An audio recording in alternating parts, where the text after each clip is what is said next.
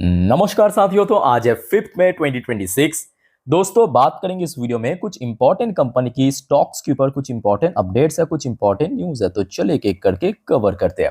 अच्छा, सबसे पहले हम बात करेंगे भारत की one of the leading PSU bank, Punjab national bank. अच्छा, आज पंजाब नेशनल बैंक यानी पीएनबी की क्वार्टर 4 की रिजल्ट आउट हुआ है। चलिए सबसे पहले चेकआउट करते हैं कि बैंक की परफॉर्मेंस क्वार्टर 4 में हुआ कैसा। देखिए, सबसे पहले आ जाइए कंपनी की इनकम, सॉरी बैंक की इनकम। मार्च 2026 मतलब करंट क्वार्टर में पीएनबी की इनकम हुआ है 32,157 करोड़ रुपए, जो पिछले साल था 31,989 करोड़ रुपए। तो मतलब ईयर ऑन ईयर बेस पे इनकम ठीक ठाक ग्रो किया। ठीक ठाक मतलब स्लाइटली ग्रो किया है, but quarter on quarter basis पे थोड़ा सा स्लाइड भी किया है। 32,231 करोड़ से ड्रॉप होकर 32,157 करोड़ हुआ।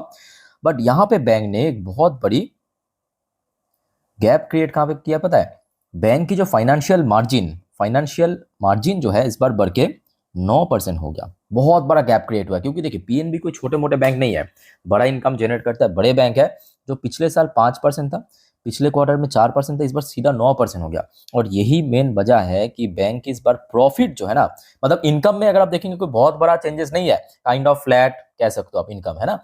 बट फाइनेंशियल मार्जिन इतना बढ़ने के कारण नेट प्रॉफिट 5,225 करोड़ पे पहुंच चुका है, जो कि ईयरली बेस पे मैसिव ग्रोथ रखा है। 4,567 करोड़ से बढ़ के 5,225 करोड़। इवन बैंक ने क्वार्टरली बेसिस पे भी एक डिसेंट ग्रोथ रख दिया। अच्छा, सिर्फ यही नहीं, बैंक ने एनपीए की परसेंटेज में भी बहुत इंप्रूवमेंट किया है। तो आपको पता होगा कोई भी बैंक या फाइनेंशियल कंपनी के लिए जो उसका एनपीए की परसेंटेज बहुत इंपॉर्टेंट है, ठीक है। तो इस बार जो ग्रॉस एनपीए का परसेंटेज आया 2.95% और नेट एनपीए की परसेंटेज आया 0.29%, जो ईयरली बेसिस पे भी कम हुआ, मतलब इंप्रूव किया है, और क्वार्टरली बेसिस पर भी कम हुआ है, मतलब इंप्रूव किया है, ठीक है। यानी ओवरऑल बात करें पीएनबी की रिजल्ट तो अच्छा है। अब देखना होगा कि कल ब्रोकरेज फर्म द्वारा कैसा रेटिंग एंड टारगेट मिलता है, उसको भी बहुत कुछ एक्चुअली डिपेंड करेगा, ठीक है। तो आशा रखता हूं कि अगर ब्रोकर्स ने ठीक ठाक रेटिंग टारगेट दे दिया तो बैंक फिर से रिकवर कर सकता है। और इमीडिएटली अगर हम बात करें बैंक के लिए, जो मतलब शेयर के लिए जो हडल पॉइंट है 115 से लेके 120, जो अप्रैल की 3rd वीक तक पहुंच गया था। उसके बाद अगर आप देखेंगे शेयर में थोड़ा थोड़ा करके हमें डिक्लाइन देखने को मिला था, ठीक है। तो जो भी है दोस्तों, कल इसको नजर रखना, आपके बैंक निफ्टी की one of the important bank है। उसके बाद आ जाइए दोस्तों, आपको पता होगा आरईसी लिमिटेड और पीएफसी लिमिटेड, ये दोनों के बीच मर्जर होगा। मतलब इस बार हमने देखा बजट में डिक्लेयर किया था भारत के वित्त मंत्री, और उसके बाद अप्रैल में पहली बार ये अनाउंसमेंट हुआ था, मतलब ऑफिशियली अनाउंसमेंट हुआ था दोनों कंपनी के द्वारा, ठीक है। तो ये जो मर्जर होगा ये काफी लंबा चौड़ा प्रोसेस, लगभग 1 साल लग जाता है, और वो भी सरकारी कंपनी है, तो सरकारी काम आप समझ पा रहे हो, और धीमा होता है। तो सबसे पहला जो प्रोसेस है, सबसे पहला प्रोसेस, ठीक है, वो इस महीने पे हो सकते हैं, क्योंकि बहुत सारे मल्टीपल प्रोसेस ऐसे होगा, 5-6 प्रोसेस होगा। तो यहाँ पे एकदम अभी की अपडेट है, PFC REC merger plan target 1 अप्रैल कंप्लीशन, जो 1 अप्रैल के दिन ऑफिशियली अनाउंसमेंट हुआ था। Draft scheme expected this month. तो सबसे पहला प्रोसेस जो है ड्राफ्ट स्कीम, ये इस महीने पे ही हो जाएगा, ठीक है। उसके बाद नेक्स्ट प्रोसेस पे चलेंगे, और यहाँ पे एक एस्टिमेट भी दिया है कि कब ये मतलब टोटल कंप्लीट करेगा। तो यहाँ पे एक और जो अगला स्टेप है इसके बाद, जो बताया जा रहा है कि फाइनल अप्रूवल चाहिए, ये सितंबर एंड अक्टूबर पे हो जाएगा। फाइनल अप्रूवल मतलब ये, मतलब अलग अलग जगह से, जैसे कि एनसीएलटी हो गया, सेबी हो गया, इवन शेयर होल्डर से भी अप्रूवल चाहिए, तो वो होगा आपके सितंबर और अक्टूबर इस साल पे। और जो रेगुलेटरी क्लियरेंस मतलब सेबी द्वारा जो क्लियरेंस है, वो होगा 2027 के शुरू में। तो रफली मान के चलिए कि अगले 1 साल इमीडिएट, मतलब मिनिमम लग जाएगा, ठीक है। बट हाँ, अगर हम पीएफसी की बात करें तो मेनली यहाँ पे पीएफसी को काफी बेनिफिट पहुंचेगा। क्यों बेनिफिट पहुंचेगा? क्योंकि आरईसी जो है ना, ये पीएफसी के साथ ही जुड़ जाएगा। मेरे बात समझ पा रहे हो? आरईसी जो है वो पीएफसी के साथ जुड़ जाएगा, और ये एक बहुत बड़ी कारण है कि इस क्वार्टर, मतलब क्वार्टर 4 जो है ना, आरईसी का उतना बढ़िया नहीं हुआ, क्योंकि बहुत सारे जो आरईसी की डिपार्टमेंट है वो ऑलरेडी शट डाउन कर चुका है। ये जो अंदर की खबर मैं आपको बता रहा हूँ, ठीक है। तो जिस वजह से इस बार आरईसी से मेरे हिसाब से पीएफसी के रिजल्ट बेटर हो सकता है, बट पीएफसी का भी रिजल्ट आउट हुआ नहीं है, बट शेयर काफी अच्छा मूव कर रहा है, ओके। अच्छा, तो कल दोस्तों इन दोनों कंपनी को भी नजर रखना। उसके बाद आ जाइए Larsen and Toubro, infrastructure sector की one of the leading company Bharat की। वैसे तो शेयर आपके मिडिल ईस्ट क्राइसिस की वजह से थोड़ा स्ट्रगल कर रहा है, बट 4,000 के ऊपर स्टेबल है, मोस्ट इंपॉर्टेंटली। अच्छा, आज लार्सन एंड टुब्रो की रिजल्ट आउट हुआ। आइए सबसे पहले चेकआउट करते हैं कि रिजल्ट कैसा हुआ है। अच्छा, एलएनटी की जो इनकम इस क्वार्टर में हुआ है 82,762 करोड़ रुपए, जो पिछले साल था मतलब 2025 की क्वार्टर फोर पे 74,392 करोड़ रुपए, और लास्ट क्वार्टर में ये फिगर था 71,450 करोड़ रुपए। सिंपल, ईयरली बेसिस पे हो क्वार्टरली बेसिस पे हो, कंपनी ने डेफिनेटली अच्छा काम किया इनकम की सेगमेंट पे एटलीस्ट। अच्छा, मार्जिन की बात करें, मार्जिन ऑपरेशनल प्रॉफिट मार्जिन, उस पर कंपनी उतना कॉम्प्रोमाइज नहीं किया, 13% करके सेम रखा है, इसमें कोई चेंजेस नहीं हुआ। अच्छा, बाकी बात करें इसका जो प्रॉफिट बिफोर टैक्स, नोट करना प्रॉफिट बिफोर टैक्स 8,014 करोड़ से बढ़ के 8,410 करोड़ हुआ, नोट करना ईयरली बेस पे। क्वार्टरली बेस पे तो ह्यूज गैप है, इसमें कोई मतलब डाउट नहीं है, बट ईयरली बेसिस पे प्रॉफिट बिफोर टैक्स, टैक्स भरने से पहले वो उतना ज्यादा गैप नहीं रहा।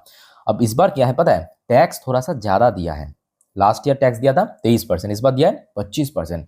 ये कहीं ना कहीं थोड़ा सा इंपैक्ट किया है नेट प्रॉफिट में। नेट प्रॉफिट जहां पे इस क्वार्टर में रहा 6,133 करोड़, लास्ट ईयर में था 6,156 करोड़, तो मतलब स्लाइटली ड्रॉप हुआ, स्लाइटली आप कह सकते हो, ठीक है। और क्वार्टरली बेसिस पे तो बहुत अच्छा जंप किया ही है, बट यहाँ पे मेनली टैक्सेशन की वजह से ये चेंजेस हुआ है, ठीक है। बाकी बात करें, कंपनी डिविडेंड भी दिया, जो अक्सर देते ही है, 38 रुपए प्रति शेयर के हिसाब से, मतलब अगर आपके पास एल की शेयर है तो आपको 38 रुपए की डिविडेंड मिलेगा पर शेयर के हिसाब से, ठीक है। 10 शेयर तो 380 रुपए का मिल जाएगा आपको dividend. Record date company fix कर दिया 22 में, मतलब आप अगर 21 में या तो उसके पहले खरीदा तो आप एलिजिबल बन जाएंगे ये डिविडेंड पाने के लिए, ठीक है। और अच्छा, एल के लिए सबसे क्रूशियल लेवल है 4,000। अब देखना होगा कि कल सुबह, क्योंकि बड़े कंपनी है, ब्रोकरेज जरूर इसको कवर करेगा, रेटिंग देगा, टारगेट देगा, ठीक है। तो 4,000 की लेवल सबसे इंपॉर्टेंट है। और इमीडिएटली अपसाइड की अगर हम बात करें ऊपर की तरफ, तो शेयर जहां से जर्नी शुरू किया था, मतलब फरवरी की आखिरी हफ्तों से लगभग 4,380, तो अप्रॉक्सीमेटली मान के चलिए कि 4,100 अगर शेयर ब्रेक कर लिया तो फर्दर शेयर 4,250 या 300 की तरफ धीरे धीरे करके बढ़ सकता है। सो लेट्स सी क्या होता है कल। ब्रोकरेज फर्म की रेटिंग एंड टारगेट पर बहुत कुछ डिपेंड करे, ये फैक्ट है। अच्छा दोस्तों, उसके बाद आ जाइए कुछ आईपीओस की जीएमपी फटाफट चेक कर लेते हैं। जैसे कि रिकॉर्ड स्टूडियोज की 26% की प्रीमियम चल रहा है। बैकबैन रिएक्ट रियलिटी सेक्टर की आईपीओ 4.5% की प्रीमियम चल रहा है। ऑन ईएमआई 6.5% की प्रीमियम चल रहा है। बाकी ऑलमोस्ट लिस्ट हो चुका है, ठीक है। अच्छा दोस्तों, आगे बढ़ने से पहले एक छोटा सा रिक्वेस्ट करूंगा आप सभी से, अगर आपको वीडियो अभी तक अच्छा लगे, इन्फॉर्मेटिव लगा ना, प्लीज वीडियो को लाइक करना, और प्लीज दोस्तों चैनल को सब्सक्राइब करके भी जरूर रखना ऐसे इन्फॉर्मेटिव वीडियो हमेशा पाने के लिए। और आज रात की जो 10:30 की वीडियो आएगी इस चैनल पे दोस्तों, मिस मत करना कतई प्लीज, ठीक है। मतलब जिस पर हम नेक्स्ट डे मार्केट प्रेडिक्शन हो, पूरे दिन शेयर मार्केट की अपडेट वो इकट्ठा करके दे दूंगा, ठीक है। तो देख देख जरूर लेना। और उसके बाद का जो 12 बजे की वीडियो, उसको भी मिस मत करना, जियो पॉलिटिकल टॉपिक आपको पता ही होगा, ठीक है। तो सारा वीडियो तो यहाँ पे फ्री में मिल जाता है, तो बस आप चैनल को सब्सक्राइब करके रखिए। अच्छा, बेल के शेयर होल्डर के लिए एक जबरदस्त खबर। वैसे बेल की शेयर तो आज पॉजिटिव में क्लोजिंग दिया, बट बहुत ज्यादा पॉजिटिव में नहीं था, मतलब वही जस्ट थोड़ा बहुत स्पाइक किया, ठीक है। बेल को रिसेंटली मतलब अभी की बात है, ये देखिए 6:30 बजे की खबर है, बेल ने इन्फॉर्म मतलब ये मार्केट को किया है अराउंड वही 5-5:30 बजे के आसपास, तो अलग अलग मीडिया ने अलग अलग टाइम पे इसको शेयर किया। बेल को मिला है 1,251 करोड़ की एक order, supply of ground base mobile inland system to Indian army. तो ये सप्लाई करना पड़ेगा। 1,251 करोड़ की एक तगड़ा ऑर्डर मिला, ठीक है। और वैसे आज कारोबार भी काफी बढ़िया था, अगर आप देखेंगे वॉल्यूम था 1,16,00,000 के ऊपर, इसमें डिलीवरेबल परसेंटेज भी बहुत ही बढ़िया था, 46% के आसपास, ठीक है। तो कल बेल की शेयर दोस्तों काफी वाइटल है, नजर रखना। और आई होप कि अगर आपके पास है तो आपके लिए तो गुड न्यूज है ही। तो इमीडिएटली मैं कहूंगा 450 लेवल सबसे क्रूशल है। लोअर साइड में अगर मूव करना शुरू किया तो 425 से लेके 430, बट मे बी बहुत मुश्किल है लोअर साइड में। इमीडिएटली शेयर काफी स्टेबल है 430 के आसपास, तो 450 के लेवल सबसे इंपॉर्टेंट। उसके बाद सर आ जाइए एनएचपीसी को भी कुछ बढ़िया जानकारी आपको मैं देने वाला हूँ। और अभी अभी की खबर है, शायद कल एनएचपीसी की शेयर ब्रेकआउट भी देख सकता है।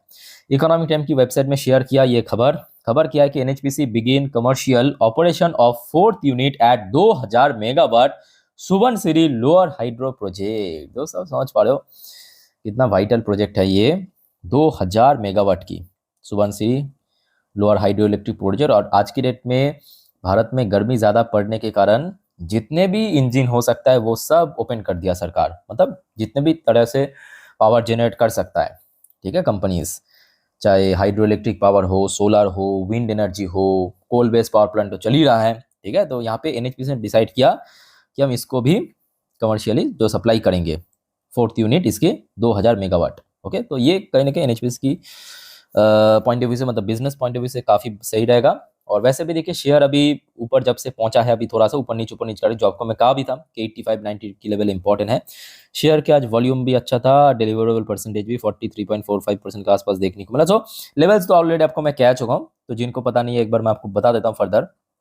अभी एनएचपीसी के लिए सबसे पहले 85 की इंपॉर्टेंट है, और सबसे मैं कहूंगा कॉन्क्रीट स्ट्रॉन्ग जो रेजिस्टेंस वह 90 के लेवल, जहां पे पिछले 1.5 साल से हडल फेस करा है। ठीक है, तो 90 के लेवल सबसे इंपॉर्टेंट है। इवन आज भी हमने देखा था लगभग 84 के आसपास शेयर निकल भी गया था।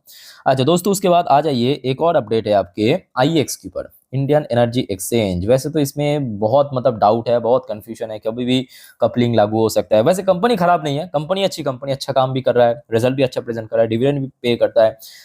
बट मेन क्या है कि बीच बीच में वही गवर्नमेंट ऑफिशियल आके कह देते हैं कि कपलिंग के बारे में 2-4 शब्द, बस शेयर पटक जाता है। अच्छा, आज क्या है कि मतलब मंथली होता है ना, मंथली जो अपडेट आता है, तो अप्रैल की अपडेट आया है। आईएक्स ट्रेड जंप 16.6%, जो टोटल वॉल्यूम है वो 30% यहाँ पे जंप किया है। बहुत ही शानदार। ठीक है, तो देखिए इसके इसमें मेन प्रॉब्लम वही है कि लोग कंफ्यूजन पे, बाकी कंपनी बहुत सही काम कर रहा है, बहुत बढ़िया काम कर रहा है एक्चुअली। अगर लास्ट क्वार्टर देखेंगे बहुत ही डिसेंट ग्रोथ रहा है, इवन हर एक क्वार्टर कंपनी अच्छा ही करता है, वैल्यूएशन अच्छा है, डिविडेंड अच्छा पे करता है, बट शेयर बढ़ इसलिए नहीं पा रहा है क्योंकि बहुत कंफ्यूजन है इसमें, कभी भी कपलिंग लागू हो सकता है। ठीक है, और मुझे भी लगता है कि देखिए कोई शेयर में अगर आपको मतलब डाउट है, मेंटली आप अगर उस शेयर को मतलब कह सकते हो कि टोटली भरोसा नहीं कर सकते, तो आई थिंक कि ना जाना बेटर है ना। अच्छा, भेल भेल की रिजल्ट लास्ट डे हमने देखा था, और एक्चुअली बहुत ही बढ़िया रिजल्ट था, मतलब ऑलमोस्ट 2.5 गुना के आसपास प्रॉफिट बढ़ गया, और प्रॉफिट के अलावा मार्जिन इंक्रीज हुआ, इनकम बढ़ा है। तो आज मॉर्गन एंड स्टैनली ने भेल की रिजल्ट के ऊपर बेस करके बहुत तगड़ा रेटिंग टारगेट दिया, बहुत तगड़ा। जो आपको मैं अक्सर कहता हूँ ना कि रिजल्ट आउट होने के नेक्स्ट डे रेटिंग टारगेट मिलता है।